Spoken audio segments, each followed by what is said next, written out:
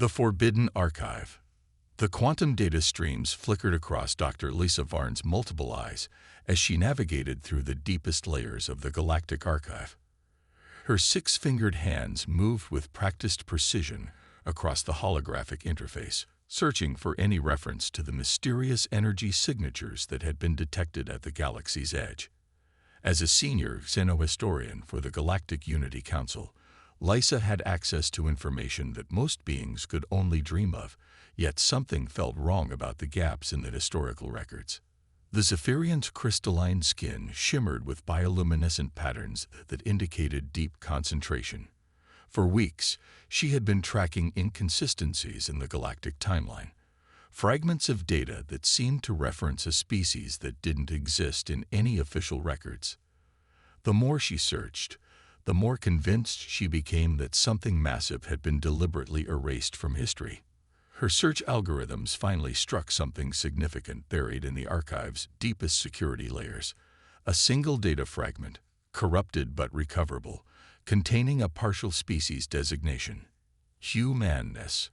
The timestamp showed it was over 400 years old, from the period historians called the Dark Gap, a century where records were mysteriously sparse across the entire galaxy. Lisa's breath caught in her throat as she initiated the recovery protocols. The fragment slowly resolved into a partial military report, written in a language she'd never seen before, but somehow felt familiar. The translation matrix worked overtime, eventually producing readable text that made her heart race with both excitement and terror. Final evacuation of Sol 3 complete. Human Defense Coalition vessels departing galactic boundary as per agreement of silence. All records to be purged. Species designation: humans to be removed from historical databases.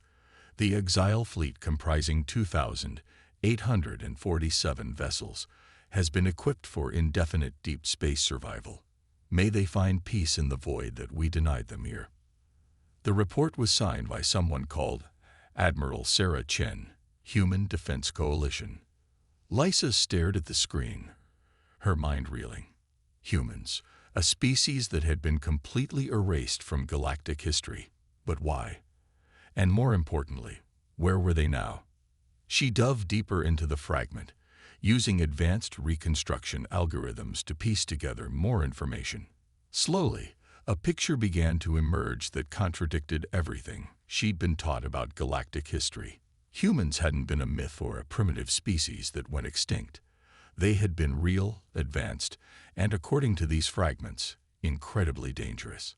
The partial military records spoke of a war that had raged for decades, with humans on one side and a coalition of alien species on the other. But unlike the sanitized version of history she knew, this account suggested that humans hadn't lost the war. If anything, they had been winning so decisively that the other species had begged for a treaty. As she worked to recover more data, Lisa noticed her access permissions being slowly revoked. Someone was tracking her research. Security protocols she'd never encountered before began activating, trying to lock her out of the very files she was studying. But her years of experience in data archaeology paid off as she quickly copied what she could to secure storage before the lockdown completed. The final piece of recoverable data was a video file, barely a few seconds long and heavily corrupted. When she managed to stabilize it, she saw something that would haunt her dreams forever: a human face staring directly into the camera, with strange binocular vision and pale skin, speaking words that the translator rendered as, "We go in peace, but we do not go forever." Truth has a way of surfacing, no matter how deep you bury it. Before she could analyze the image further, alarms began blaring throughout the archive station. Security forces were mobilizing, and her personal communicator was flooding with urgent messages. She had been discovered. Lisa quickly gathered her research and fled her laboratory, her mind racing with implications. If humans had been real and powerful enough to force a treaty rather than face destruction, then their exile meant they were still out there somewhere. And if the Galactic Unity Council had spent 4 centuries erasing their existence, there had to be a reason they feared their return. She managed to reach her private transport before security found her office, launching into space just as Council enforcement ships began converging on the archive station. But she wasn't running blindly. The data she'd recovered included coordinates, a set of galactic boundary markers that indicated where the human fleet had last been detected. As her ship entered hyperspace, Lysa began composing a message to broadcast across the galaxy's free communication networks. The truth needed to be shared before the Council could silence her permanently. She uploaded her research findings along with a detailed analysis of what the human exile really meant for galactic civilization. Citizens of the galaxy, her broadcast began. For 400 years, we have been living a lie. There was another species among us, one so advanced and powerful that our governments chose to erase them from history rather than admit what really happened during the Dark Gap. They didn't disappear. They were exiled. And based on the evidence I've uncovered, they may still be out there, waiting. The message propagated across subspace networks faster than the Council could contain it. Within hours, independent researchers on dozens of worlds were confirming Lysa's findings, uncovering their own fragments of human history that had somehow survived the purge. But the most significant response came from somewhere the Council never expected. Deep in the void between galaxies, monitoring stations that had been silent for centuries suddenly came online. Ancient beacon networks activated, transmitting coded messages to coordinates that no longer appeared on any star charts. Aboard the exile ship Terra's Shadow, floating in the endless dark between galaxy spirals, proximity alarms began sounding for the first time in 400 years. The ship's AI, an advanced system called Prometheus, analyzed the incoming transmissions with growing excitement. Commander Torres, the AI announced to the ship's central command, "We're receiving transmission from the home galaxy. Someone has discovered our existence." In her cryogenic pod, Commander Elena Torres began the awakening process, along with thousands of other humans who had been sleeping away the centuries. The message from Dr. Lisa Varn played across the ship's communication systems, and Elena smiled grimly as she listened to the alien historian describe the cover-up that had erased humanity from galactic memory.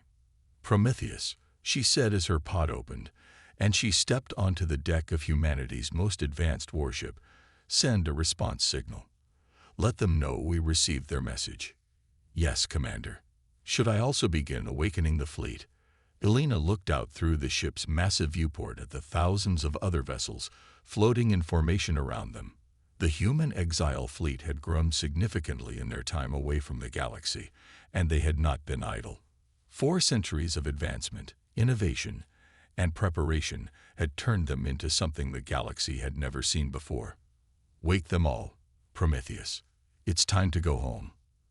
Across the galaxy, as Elena's response signal reached Dr. Lisa Varn's hidden location, the Zephyrian historian felt a mixture of triumph and terror. She had proven that humans existed, but now she wondered if awakening them had been wise. The data fragments she'd recovered hinted at capabilities that seemed almost impossible: technology that could manipulate space-time itself, weapons that could remake entire solar systems, and a level of strategic thinking that had once brought the entire galaxy to its knees.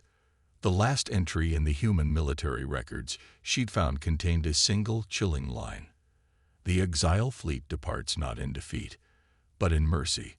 We leave to spare this galaxy from what we might become if forced to remain.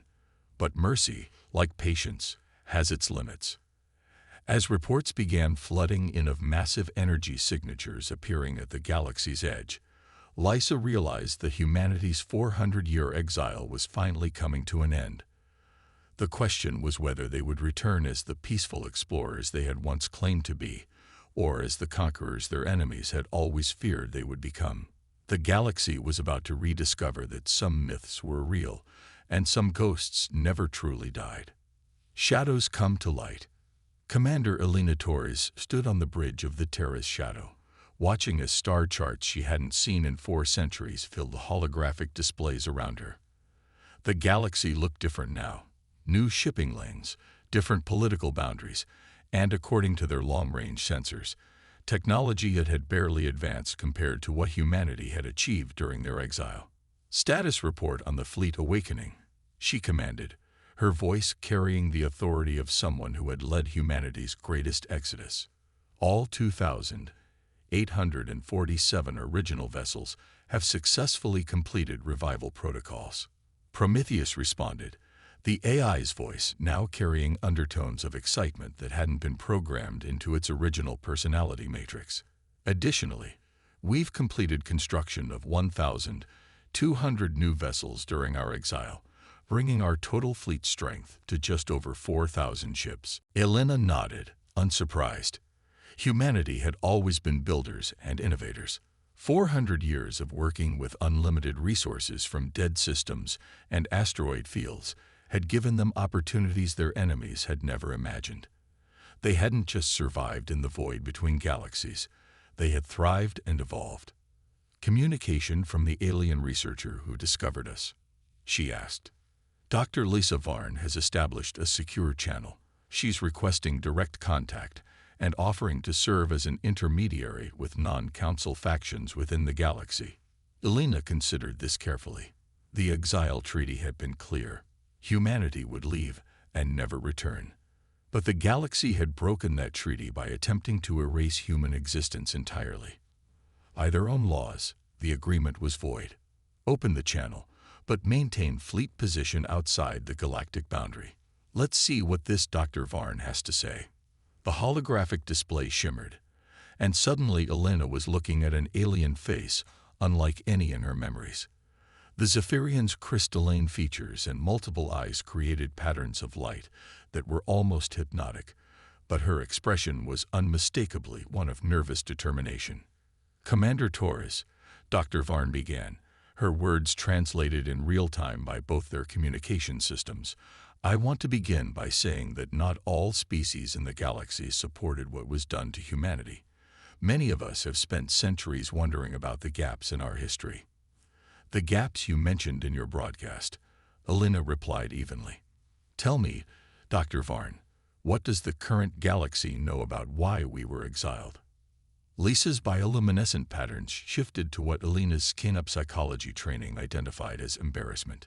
"The official history states that humanity was a violent, expansionist species that threatened galactic peace and had to be contained through military action. It claims your species went extinct during the conflict." Elena couldn't help but laugh, a sound that seemed to startle the alien historian. "Contained through military action. That's one way to describe begging us to leave voluntarily in exchange for letting your civilizations continue to exist. That's not how our history books tell it." "I'm sure it isn't. Prometheus, display our records of the final treaty negotiations."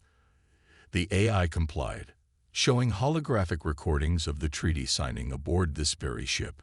The images showed dozens of alien representatives, many from species Elena recognized as current council members, literally prostrating themselves before human negotiators and pleading for terms that would allow their civilizations to survive. Dr. Varn watched in stunned silence as the truth of galactic history played out before her.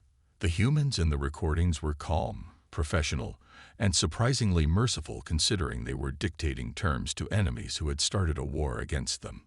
"We could have taken everything," Elena explained quietly. "Every world, every resource, every strategic position in the galaxy. Instead, we chose exile because we believed that forcing our former enemies to live under human rule would eventually breed the kind of resentment that leads to endless cycles of violence." "What changed your minds about returning?" Lisa asked. Elena's expression hardened. "You did, when you revealed that the galaxy had chosen to pretend we never existed rather than remember the lessons of our conflict. It became clear that our mercy had been wasted. A galaxy that doesn't remember its history is doomed to repeat its mistakes." Before Dr. Varn could respond, proximity alarms began sounding aboard the Terra's shadow. Prometheus's voice cut through the conversation with urgent news. "Commander, we're detecting a massive fleet approaching our position. Galactic Unity Council military designation. They appear to be moving to intercept us." Elena sighed, having expected this response. "How many ships?" The AI complied, and Elena watched as the alien commander's expression changed from arrogance to confusion to growing horror as the true size of humanity's exile fleet became apparent. Over 4,000 ships, many of them larger and more advanced than anything in the Council's records. "This is impossible," Thex whispered. "Our intelligence reports stated that you fled with fewer than 3,000 vessels." "We've been busy," Elena replied. "But more importantly, we've been thinking." 400 years gives a species a lot of time to consider what kind of neighbors they want to be. Before Thex could respond, Elena continued. "Dr. Varn, are you still monitoring this conversation?" "Yes, Commander." "Good. I want the galaxy to witness what happens next." Elena's voice carried absolute authority as she addressed the Council fleet. "Commander Thex, you have brought 15,000 ships to attack 4,000. In the old days, we might have considered those reasonable odds. Today, we're going to give you a demonstration of what humanity learned during our exile. Prometheus, activate the Harmony Protocol." What happened next would be remembered in galactic history as the moment that changed everything.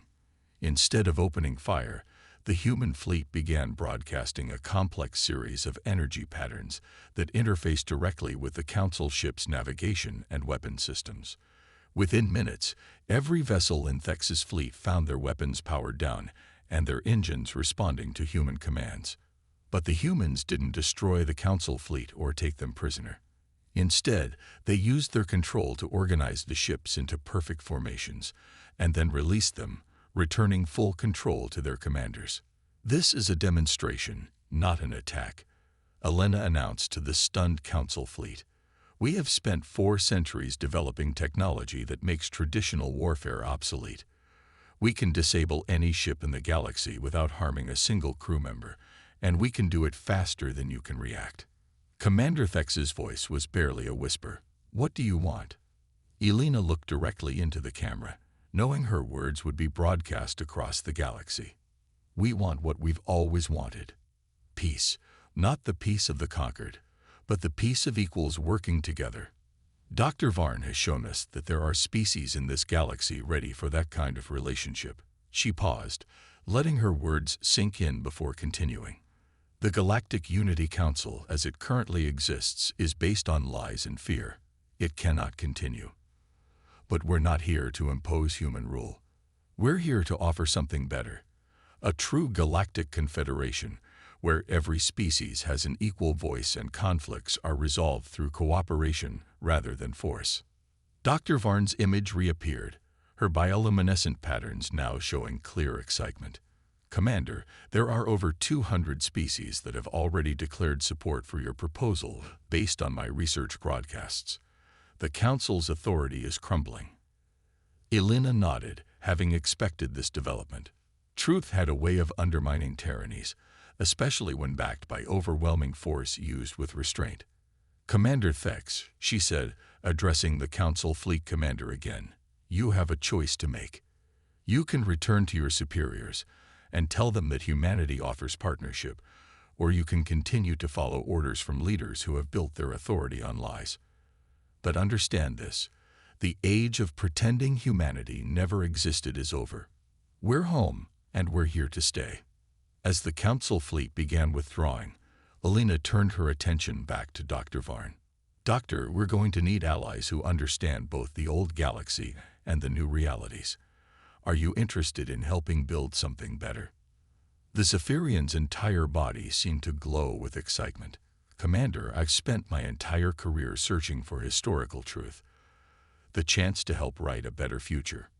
Nothing would honor the memory of my research more." Elena smiled as reports began flowing in from across the galaxy. Species after species was declaring independence from the Council and requesting dialogue with the human fleet. The return from exile wasn't going to be the conquest their enemies feared or the peaceful reunion their friends hoped for. It was going to be something entirely new, a transformation that would reshape galactic civilization. Humanity had returned not as conquerors or refugees, but as teachers, offering lessons learned during 4 centuries of growth in the darkness between stars. The galaxy would never be the same. Prometheus, Alina commanded as she watched new ship signatures appearing throughout the galaxy, begin preparations for the Galactic Constitutional Convention. It's time to build a government worthy of the species it serves.